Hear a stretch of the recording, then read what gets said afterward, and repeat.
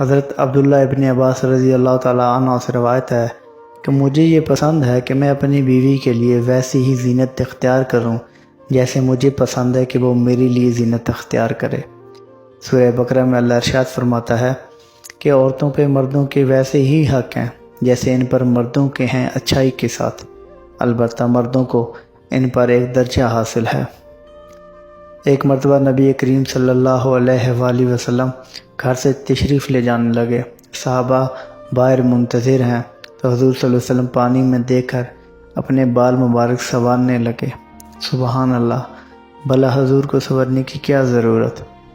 قطرے کو سمندر، ذرے کو ستارہ کرتے ہیں، کونین کو خم آ جاتا ہے جب زلفیں سوارا کرتے ہیں۔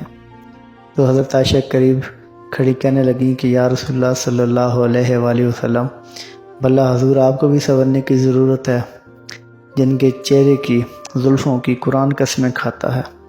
تو اس پر اللہ کے نبی ارشاد فرماتے ہیں جو کہ ہمارے لیے تعلیمات تھیں کہ تم میں سے اگر کوئی شخص دوستوں میں جانے لگے، یعنی آپ کسی محفل میں جاتے ہیں، کسی ایونٹ میں جانے لگے، تو اسے چاہیے کہ اپنا حلیہ درست کر لے اور اپنے بالوں کو سنوار لیا کرے۔ تو اس لیے اپنی صفائی کا، نفاست کا، لباس کا خیال رکھا کرے، گو کہ اس بات پہ شرم نہیں کہ وہ پرانا ہے۔ صفائی ہونی چاہیے۔ دامان توکل کی یہ خوبی ہے کہ اس پر پیوند تو ہوتے ہیں پر دھبے نہیں ہوتے۔ اپنا بہت سا خیال رکھیں، دعاؤں میں یاد رکھیں۔ سلام پہنچے۔